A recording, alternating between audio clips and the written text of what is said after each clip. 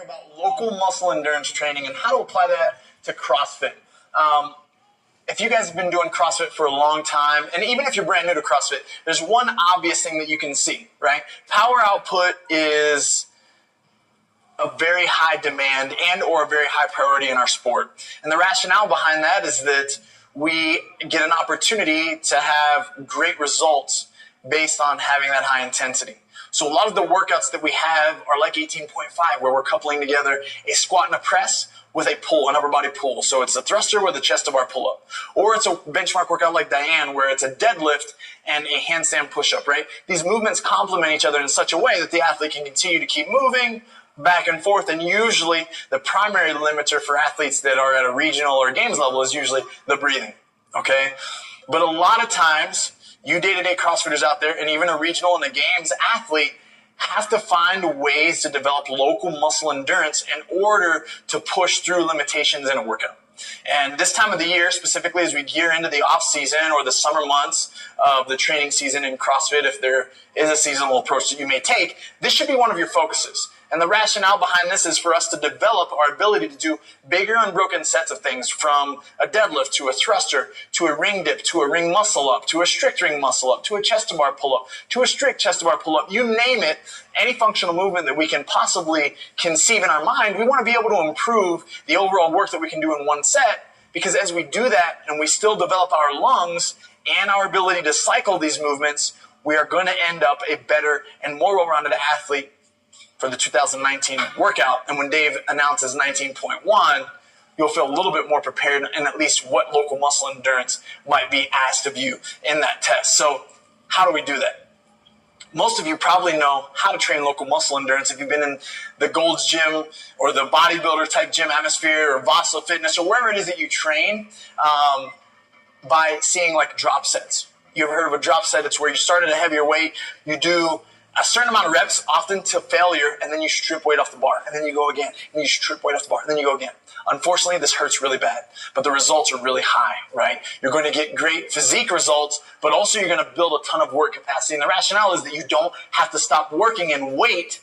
You can continue to streamline blood through that muscle group. You can continue to tear and break it down and still execute the movement as prescribed or with good form. In CrossFit, it's not just bicep curls and skull crushers and bench press. Although those things are great, add them into your regime.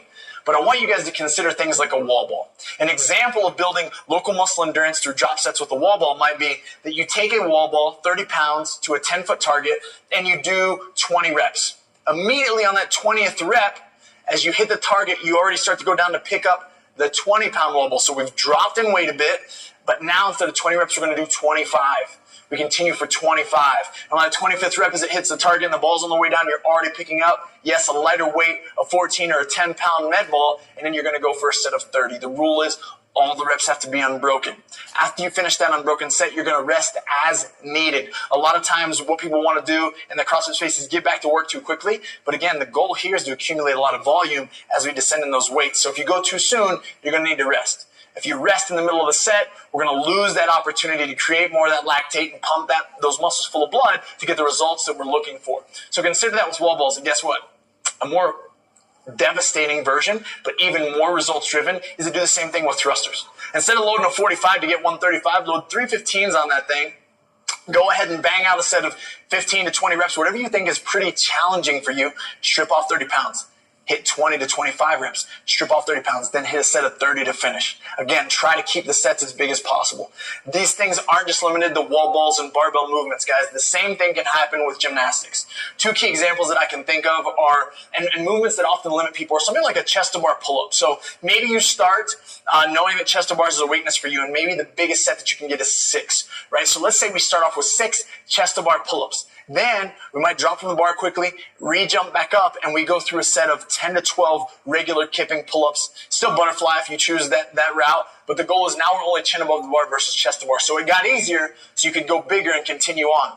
And then immediately after that, maybe you have a band set up beside you, and as we reach close to failure on those regular chin over the bar pull-ups, we then set our foot into a band, and we bang out the biggest set that we can with band assistance. Yes, band assistance I'm talking. I'm telling people that can do bar muscle-ups and ring muscle-ups to go to a band and do more banded work. It's going to be a great opportunity for you to train your body and your muscular system in a different way than we've been used to, right? right? Think variance is key when it comes to CrossFit and doing traditional Metcons. Well, variance is key even as we're training to improve on that variance that we're going to be exposed to.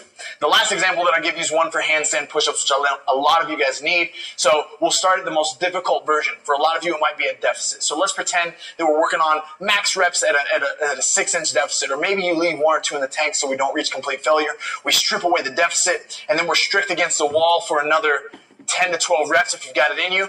And then from there, we bring ourselves to a box with our toes and or our knees on the edge with the piped position so that we're as inverted as possible, hands underneath the hips. And we're going to do as many as we can until failure. Again, the goal is scale down each set or each movement so that you can continue to work for a bigger number of repetitions, or at least the same at minimum.